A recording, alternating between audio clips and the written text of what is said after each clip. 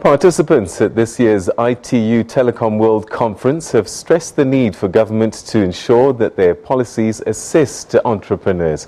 Our senior producer, Siphumelele Zondi, has been monitoring the proceedings, and he spoke to Qondile Khedama of the Magaung Metro about how municipalities can benefit from the efficient use of ICTs.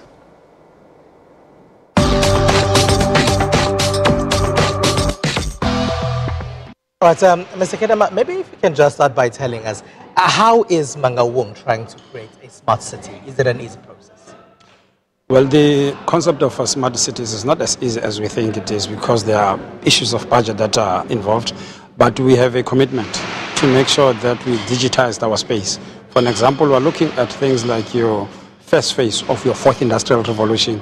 How do we best internally deal with things like your simple things like your record keeping, archiving the material, and so. But one of the things that is critical to us, it is making sure that we have your connectivity into rural areas, because remember, our cities are semi-rural, and we have to make sure that they form part of this connectivity that we are talking about.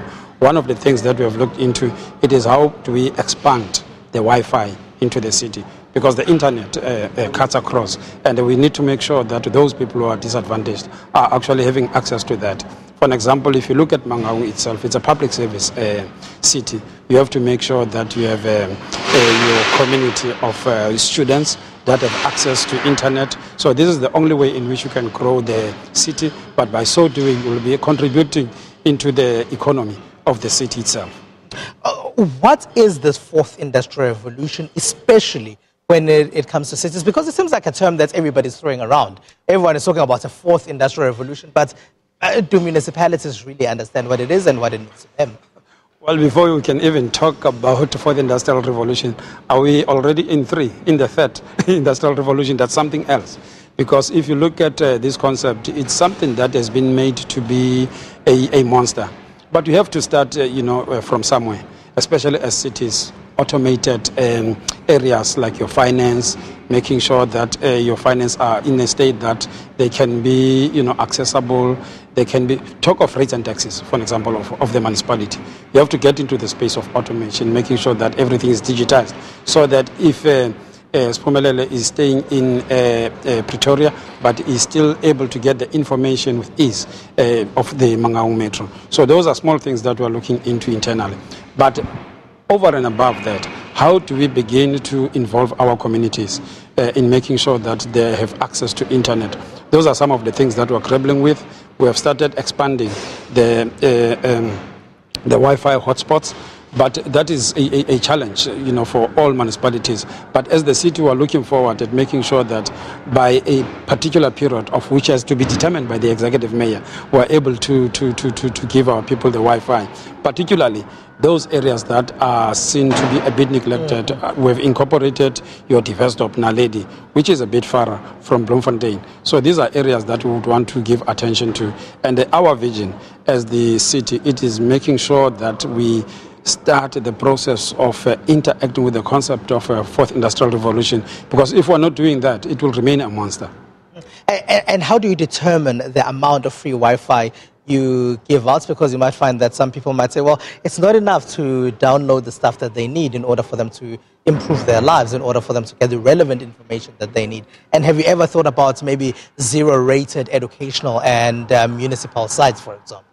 Definitely. These are some of the things that we're interacting with together with the Department of Telecommunications, because they are starting to say, as cities, how do we come on board and where can they actually make contribution? So as soon as there is a concrete vision around that, particularly by the department, cities will start rolling out all those Wi-Fi hotspots where we have actually identified them.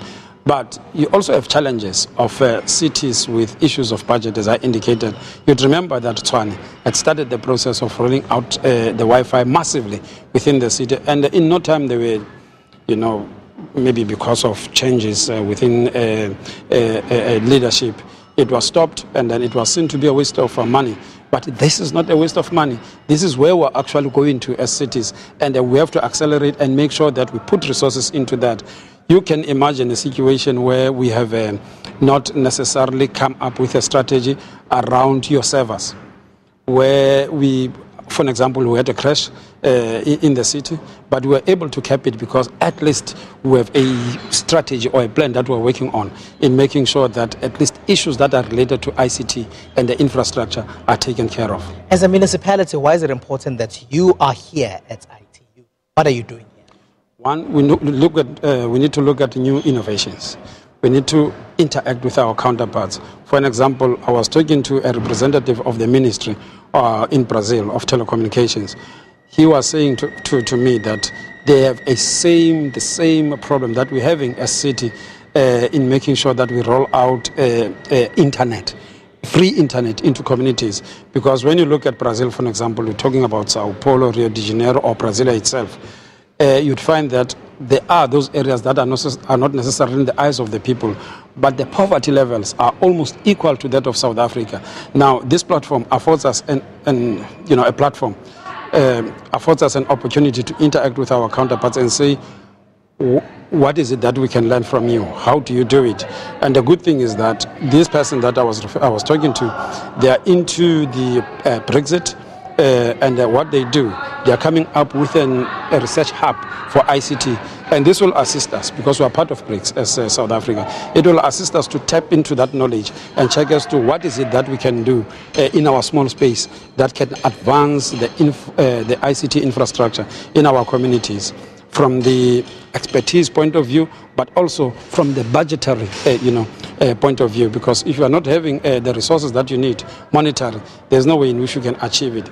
But also, you don't have to look into ICT from or connectivity or whatever, from the technical point of view only. Also broaden your view that what is it can do to improve the economic situation in your area of work.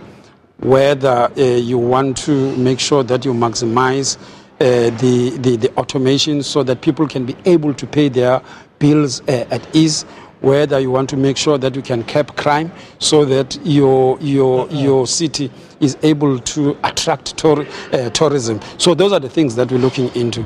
And I'm sure as we go on, because we were saying, as soon as that hub, the research hub on ICT is established, it will assist us. It will assist us in making sure that we don't spend on research. Mm-hmm. We tap into the information that they already have and use it, into our space. So you say ITU is fruitful? It is. It is. Look, in today's world, there's nothing that you can. Even your family, you run your family through your phone, and it means it's unavoidable. The way in which we're orientated in life generally. Even the way you get into the love space lately is determined by ICT, because if we don't have those gadgets and everything, it means there's going to be some kind of gap. Yeah. And the only way in which you can bridge that, it is through the proper ICT infrastructure. All right. Mr. Khedama, thank you very much for joining us. Welcome, sir. All right, sure. And we will have more for you from here at the ITU.